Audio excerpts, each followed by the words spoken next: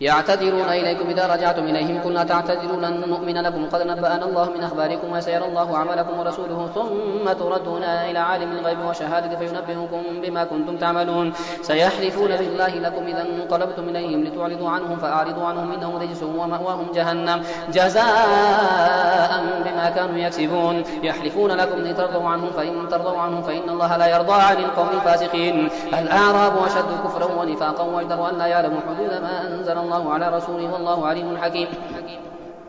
ومن الأعراب من يتخذ ما ينفق مغرما ويتربص بكم الدوائر عليهم دائرة السوء والله سميع عليم ومن الأعراب من يؤمن بالله واليوم الآخر ويتخذ ما ينفق قربات عند الله وصلوات الرسول ألا إنها قربة لهم سيدخلهم الله في رحمته إن الله غفور رحيم والسابقون الأولون من المهاجرين والأنصار والذين اتبعوهم بإحسان رضي الله عنهم ورضوا عنه وأعد لهم جنات تجري تحتها الأنهار خالدين فيها أبدا ذلك الفوز العظيم وممن حولكم من الأعراب منافقون ومن أهل المدينة مردوا على النفاق لا تعلمهم نحن نعلمهم سنعذبهم مرتين ثم يردون إلى عذاب عظيم وآخرون اعترفوا بذنوبهم خلطوا عملا صالحا وآخر سيئا عسى الله أن يتوب عليهم إن الله غفور رحيم خذ من أموالهم صدقة تطهرهم وتزكيهم بها وصل عليهم إن صلاتك سكن لهم والله سميع عليم ألم يعلموا أن الله هو يقبل التوبة عن عباده ويأخذ الصدقات وأن الله هو التواب الرحيم وقل اعملوا فسيرى الله عملكم ورسوله والمؤمنون وستردون إلى عالم الغيب والشهادة فينبئكم بما كنتم تعملون وآخرون مرجون لأمر الله إما يعذبهم وإما يتوب عليهم والله عليم حكيم والذين اتخذوا مسجدا ضرارا وكفرا وتفريقا بين المؤمنين وإرصادا لمن حارب الله ورسوله من قبل ولا يحلفن إن أردنا إلا الحسنى والله يشهد إنهم لكاذبون لا تقم فيه أبدا لمسجد أسس على التقوى من أول يوم أحق أن تقوم فيه رجال يحبون أن يتطهروا والله يحب المطهرين أفمن أسس بنيانه على تقوى من الله ورضوان خير أم من أسس بنيانه على شافا جرف هار فانهار به في نار جهنم والله لا يهدي القوم الظالمين لا يزال بنيانهم الذي بنوا ريبة في قلوبهم إلا أن تقطع قلوبهم والله عليم حكيم إن الله اشترى من المؤمنين أنفسهم وأموالهم بأن لهم الجنة يقاتلون في سبيل الله فيقتلون ويقتلون وعدا عليه حقا في التوراة والإنجيل والقرآن ومن أوفى بعهده من الله فاستبشروا ببيعكم الذي بايعتم به وذلك هو الفوز العظيم التائبون العابدون الحامدون السائحون الراكعون الساجدون الآمرون بالمعروف والناهون عن المنكر والحافظون لحدود الله وبشر المؤمنين ما كان للنبي والذين آمنوا أن يستغفروا للمشركين ولو كانوا أولي قربى من بعد ما تبين لهم أنهم أصحاب الجحيم وما كان استغفار إبراهيم لأبيه إلا عن موعدة وعدها إياه فلما تبين له أنه عدو لله تبرأ منه إن إبراهيم لأواه حليم وما كان الله ليضل قوما بعد إذ هداهم حتى يبين لهم ما يتقون إن الله بكل شيء عليم إن الله له ملك السماوات والأرض يحيي ويميت وما لكم من دون الله من ولي ولا نصير لقد تاب الله على النبي والمهاجرين والأنصار الذين اتبعوهم في ساعة العسرة من بعد ما كان يزيغ قلوب فريق منهم ثم تاب عليهم إنه بهم رءوف رحيم وعلى الثلاثة الذين خلفوا حتى إذا ضاقت عليهم الأرض بما رحبت وضاقت عليهم أنفسهم وظنوا أن لا ملجأ من الله إلا إليه ثم تاب عليهم ليتوبوا إن الله هو التواب الرحيم يا أيها الذين آمنوا اتقوا الله وكونوا مع الصادقين ما كان لأهل المدينة ومن حولهم من الأعراب أن يتخلفوا عن رسول الله ولا يرغبوا بأنفسهم عن نفسه ذلك بأنهم لا يصيبهم ظمأ ولا نصب ولا مخمصة في سبيل الله ولا يطؤون موطئا يغيظ الكفار ولا ينالون من عدو نالا إلا كتب لهم به عمل صالح إن الله لا يضيع أجر المحسنين ولا ينفقون نفقة صغيرة ولا كبيرة ولا يقطعون واديا إلا كتب لهم ليجزيهم الله أحسن ما كانوا يعملون وما كان المؤمنون لينفروا كافة فلولا نفر من كل فرقة منهم طائفة يتفقهوا في الدين ولينذروا قومهم إذا رجعوا إليهم لعلهم يحذرون يا أيها الذين آمنوا قاتلوا الذين يلونكم من الكفار وليجدوا فيكم غلظة واعلموا أن الله مع المتقين وإذا وإذا ما أنزلت سورة فمنهم من يقول أيكم زادته هذه إيمانا فأما الذين آمنوا فزادتهم إيمانا وهم يستبشرون وأما الذين في قلوبهم مرض فزادتهم رجسا إلى رجسهم وماتوا وهم كافرون أولا يرون أنهم يفتنون في كل عام مرة أو مرتين ثم لا يتوبون ولا هم يذكرون وإذا ما أنزلت سورة نظر بعضهم إلى بعض هل يراكم من أحد ثم انصرفوا صرف الله قلوبهم بأنهم قوم لا يفقهون لقد جاءكم رسول من أنفسكم عزيز عليه ما عنتم حريص عليكم بالمؤمنين رؤوف رحيم فإن تولوا فقل حسبي الله لا إله إلا هو عليه توكلت وهو رب العرش العظيم ألف لام را تلك آيات الكتاب الحكيم أكان للناس عجبا أن أوحينا إلى رجل منهم أن أنذر الناس وبشر الذين آمنوا أن لهم قدم صدق عند ربهم قال الكافرون إن هذا لساحر مبين إن ربكم الله الذي خلق السماوات والأرض في 6 أيام ثم استوى على العرش يدبر الأمر ما من شفيع إلا من بعد إذنه ذلكم الله ربكم فاعبدوه أفلا تذكرون إليه مرجعكم جميعا وعد الله حقا إنه يبدأ الخلق ثم يعيده ليجزي الذين آمنوا وعملوا الصالحات بالقسط والذين كفروا لهم شراب من حميم وعذاب أليم بما كانوا يكفرون هو الذي جعل الشمس ضياء والقمر نورا وقدره منازل لتعلموا عدد السنين والحساب ما خلق الله ذلك إلا بالحق يفصل الآيات لقوم يعلمون إن في اختلاف الليل والنهار وما خلق الله في السماوات والأرض لآيات لقوم يتقون إن الذين لا يرجون لقاءنا ورضوا من الحياة الدنيا واطمأنوا بها والذين هم عن آياتنا غافلون أولئك مأواهم النار بما كانوا يكسبون إن الذين آمنوا وعملوا الصالحات يهديهم ربهم بإيمانهم تجري من تحتهم الأنهار في جنات النعيم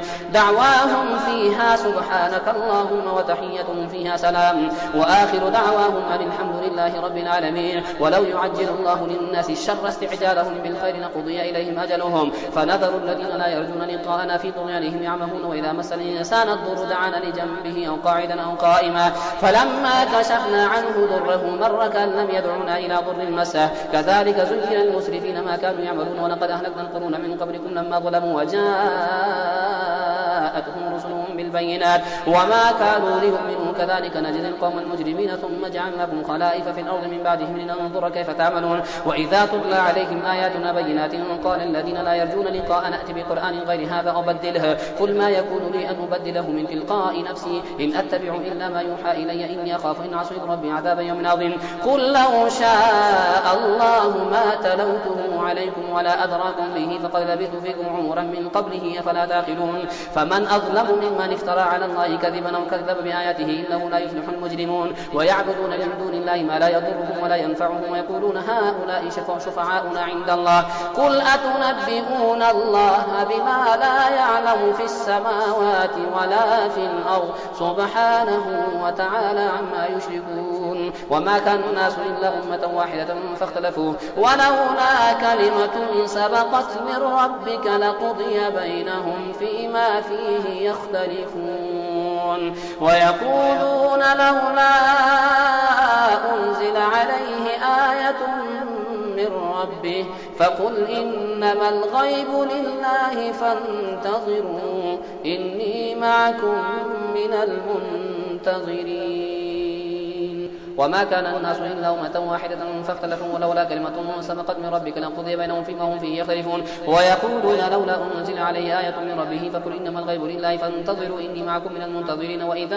أذقنا الناس رحمة من بعد ضراء مستهم إذا لهم مكر في آياتنا قل الله أسرع مكرا إن رسلنا يكتبون ما تمكرون هو الذي يسيركم في البر والبحر حتى إذا كنتم في الفلك وجرين بهم بريح طيبة وفرحوا بها جاءتها ريح عاصف وجاءهم الموج من كل مكان وظنوا أنه محيط بهم دعوا الله مخلصين له الدين لئن أنجيتنا من هذه لنكونن من الشاكرين فلما أنجاهم إذا هم يبغون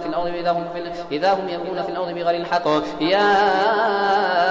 أيها الناس إنما بغيكم على أنفسكم متاع الحياة الدنيا ثم إلينا مرجعكم فننبئكم بما كنتم تعملون إنما مثل الحياة الدنيا كماء إن أنزلناه من السماء فاختلط به نبات الأرض مما يأكل الناس والأنعام حتى إذا أخذت الأرض زخرفها وزينت وظن أهلها أنهم قادرون قادرون عليها أتاها أمرنا ليلا أو نهارا فجعلناها حصيدا كأن لم تغن بالأمس كذلك نفصل الآيات لقوم يتفكرون والله يدعو إلى دار السلام ويهدي من يشاء إلى صراط مستقيم للذين أحسنوا الحسنى وزيادة ولا يرهق وجوههم قتر ولا ذلة أولئك أصحاب الجنة هم فيها خالدون والذين كسبوا السيئات جزاء سيئة بمثلها وترهقهم ذلة ما لهم من الله من عاصم كأنما أغشيت وجوههم قطعا من الليل مظلما أولئك أصحاب النار هم فيها خالدون ويوم نحشرهم جميعا كأن لم يلبثوا إلا ساعة ويوم نحشرهم جميعا ثم نقول للذين أشركوا مكانكم أنتم وشركاؤكم فزينا بينهم وقالوا شركاؤهم ما كنتم إيانا تعبدون فكفى بالله شهيدا بيننا وبينكم إن كنا عن عبادتكم لغافلين هنالك تبلو كل نفس ما أسلفت وردوا إلى الله مولاهم الحق وضل عنهم ما كانوا يفترون قل من يرزقكم من السماء والأرض أم من يملك السمع والأبصار ومن يخرج الحي من الميت ويخرج الميت من الحي ومن يدبر الأمر فسيقولون الله فقل أفلا تتقون فذلكم الله ربكم الحق فماذا بعد الحق إن الضلال فأنا تصرفون كذلك حقت كلمة ربك على الذين فسقوا أنهم لا يؤمنون قل هل من شركائكم من يبدأ الخلق ثم يعيده قل الله يبدأ الخلق ثم يعيده فأنا تؤفكون قل هل من شركائكم من يهدي إلى الحق قل الله يهدي للحق أفمن يهدي إلى الحق يحق أن يتبع أم من لا يهدي إلا يهدى فما لكم كيف تحكمون وما يتبع أكثرهم إلا ظنا إن الظن لا يغني من الحق شيئا إن الله عليم بما يفعلون وما كان هذا القرآن أن يفترى من دون الله ولكن تصديق الذي بين يديه وتفصيل الكتاب لا ريب فيه من رب العالمين أم يقولون افتراه قل فأتوا بسورة مثله وادعوا من استطعتم من دون الله إن كنتم صادقين بل كذبوا بما لم يحيطوا بعلمه ولما يأتهم تأويله كذلك كذب الذين من قبلهم فانظر كيف كان عاقبة الظالمين ومنهم من يؤمن به ومنهم من لا يؤمن به وربك أعلم بالمفسدين وإن كذبوك فقل لي عملي ولكم عملكم أنتم بريئون مما أعمل وأنا بريء مما تعملون ومنهم من يستمعون إليك فأنت تسمع الصم ولو كانوا لا يعقلون ومنهم من ينظر إليك فأنت تهدي العمي ولو كانوا لا يبصرون إن الله لا يظلم الناس شيئا ولكن الناس أنفسهم يظلمون ويوم يحشرهم كأن لم يلبثوا إلا ساعة من النهار يتعارفون بينهم قد خسر الذين كذبوا بلقاء الله وما كانوا مهتدين وإما نرينك بعض الذين نعدهم أو نتوفينك فإلينا مرجعهم ثم الله شهيد على ما يفعلون ولكل أمة رسول فإذا جاء رسولهم قضي بينهم بالقسط وهم لا يظلمون ويقولون متى هذا الوعد إن كنتم صادقين قل لا أملك لنفسي ضرا ولا نفعا إلا ما شاء الله قل لا أملك لنفسي نفعا ولا ضرا إلا ما شاء قل لا أملك لنفسي ضرا ولا نفعا إلا ما شاء الله لكل أمة أجل إذا جاء أجلهم فلا يستأخرون ساعة ولا يستخدمون قل أرأيتم إن أتاكم عذابه بياتا أو نهارا ماذا يستعجل منه المجرمون ثم إذا ما وقع آمنتم به الآن وقد كنتم به تستعجلون ثم قيل للذين ظلموا ذوقوا عذاب الخلد هل تجزون إلا بما كنتم تكسبون ويستنبئونك حق هو قل إي وربي إنه لحق وما أنتم بمعجزين ولو أن لكل نفس ظلمت ما في الأرض لافتدت به وسروا الندامة لما رأوا العذاب وقضي بينهم بالقسط وهم لا يظلمون ألا إن لله ما في السماوات والأرض ألا إن وعد الله حق ولكن أكثرهم لا يعلمون هو يحيي ويميت وإليه ترجعون يا أيها الناس قد جاءتكم موعظة من ربكم وشفاء لما في الصدور وهدى ورحمة للمؤمنين قل بفضل الله وبرحمته فبذلك فليفرحوا هو خير مما يجمعون قل أرأيتم ما أنزل الله لكم من رزق فجعلتم منه حراما وحلالا قل الله أذن لكم أم على الله تفترون وما ظن الذين يفترون على الله الكذب يوم القيامة إن الله لذو فضل على الناس ولكن أكثرهم لا يشكرون وما تكون في شأن وما تتلو منه من قرآن ولا تعملون من عمل إلا كنا عليكم شهودا إذ تفيضون فيه وما يعزب عن ربك من مثقال ذرة في الأرض ولا في السماء ولا أصغر من ذلك ولا أكبر إلا في كتاب مبين ألا إن أولياء الله لا خوف عليهم ولا هم يحزنون الذين آمنوا وكانوا يتقون لهم البشرى في الحياة الدنيا وفي الآخرة لا تبديل لكلمات الله ذلك هو الفوز العظيم ولا يحزنك قولهم إن العزة لله جميعا هو سميع عليم ألا إن لله من في السماوات ومن في الأرض وما يتبع الذين يدعون من دون الله شركاء إن يتبعون إلا الظن وإن هم إلا يخرصون هو الذي جعل لكم الليل لتسكنوا فيه والنهار مبصرا